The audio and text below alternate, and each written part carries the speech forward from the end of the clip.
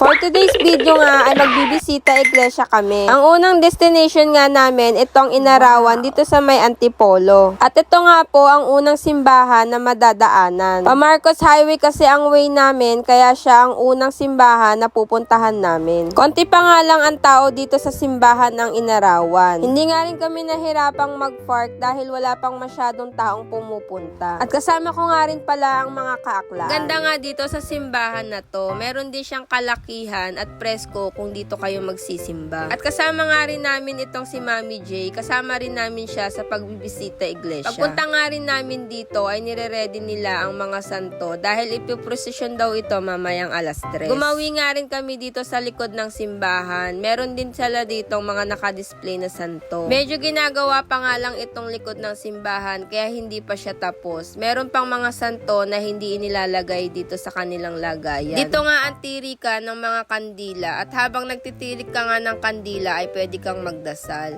Napakadami nga nilang nire-reading santo para sa prosesyon. Tapos nga namin ay agad naman kami nag-isip kung saan ang next destination.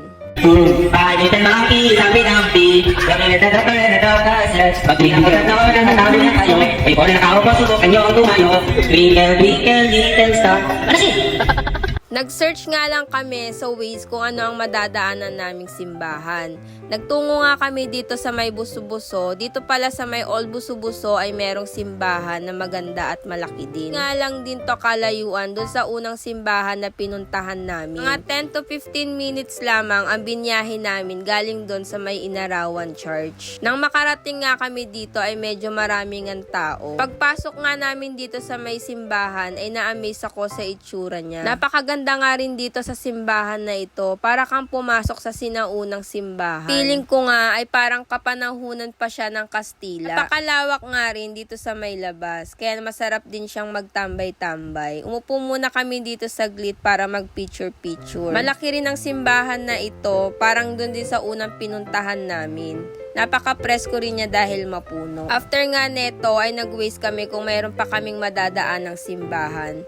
Merong mga simbahan at marami ring simbahan dito sa may Tanay, bandang Rizal, pero hindi na namin siya madadaanan. Kaya napagpasyahan na rin namin na magdire-diretso na lang doon sa camping site na pupuntahan namin. Ang sabi rin kasi sa amin doon sa may huling simbahan na pinuntahan namin, ay bago mag alas 3 ay magpoprosesyon na sila. 12 na rin to ng tanghali, kaya naghanap na lang din kami ng kakainin namin dito sa may dadaanan namin. Kakain na nga lang din muna kami dahil ang check-in pa naman namin sa camping site ay 3 p.m. Meron pa palang simbahan dito, yung sa Regina Rica, kaya lang umulan, hindi na rin kami makakababa dahil may dala nga akong bata. Sana ang last sa simbahan na pupuntahan namin, kaya lang biglang bumuhos ang malakas na ulan. Nung dumaan nga kami ay napakaraming tao at hirap din sila sa parkingan, kaya hindi na lang din muna kami tumuloy. Nilagpasan na nga lang namin ang Regina Rica at pag-akyat nga namin dito sa may parting Infanta na ay ramdam na nga rin namin yung lamig. Sobrang ginaw nga dito, kaya kung kayo ay pupunta dito sa aming pupuntahan ay siguradong magdala kayo ng medyas, pajama at jacket. Ibang-iba nga ang klima dito kumpara dyan sa may Maynila. Ang sarap nga ng biyahe namin dahil wala nga kaming nadaanan na traffic. Estimate nga lang na binyahe namin simula sa Cainta hanggang dito sa may Infanta, Quezon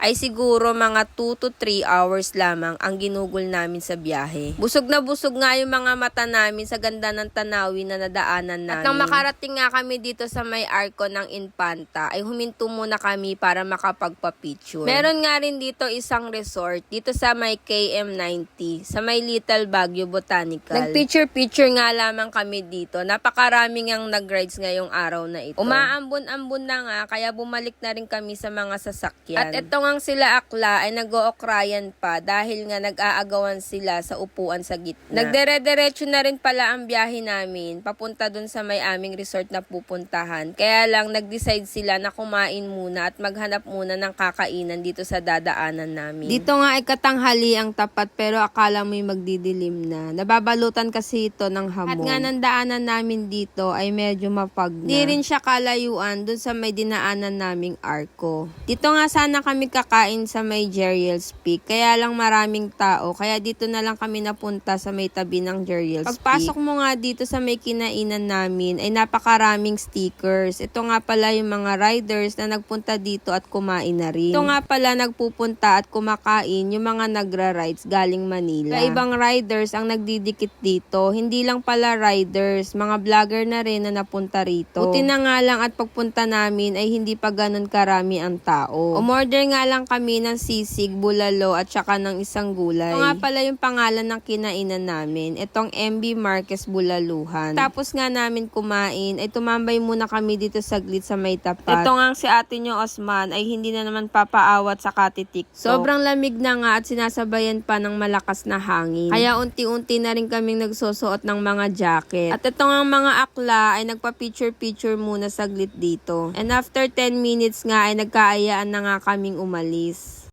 So any kind of First question. right? Yeah. Here's the question. When you joined the Lacabeki in Santa Lucia High School, What is for the wonderful question? What is La Nina? La Nina, when we say La Nina, that is tagbasa. Tagtubig o tag-ulan.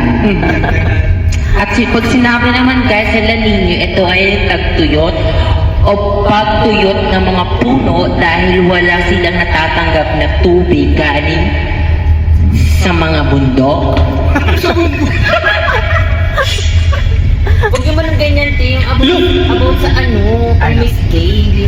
Wala nga kaming signal at hindi rin namin alam kung saan yung Kubling Kalikasan. Kaya naman nagtanong na lang kami dito sa may DENR Calabarzon. Hindi naman pala siya kalayuan dun sa may pinagtanungan namin sa may DENR. Dito pala yung Kubling Kalikasan. Ang sabi nga ng may-ari dito sa may Kubling Kalikasan ay 100 steps ang akyat. Pero worth it naman yung pag-akyat nyo dito dahil busog na busog yung mga mata ninyo sa nature. 3 days nga pala kami dito kaya siguradong marirelax kami. Abangan nyo na lang sa next video.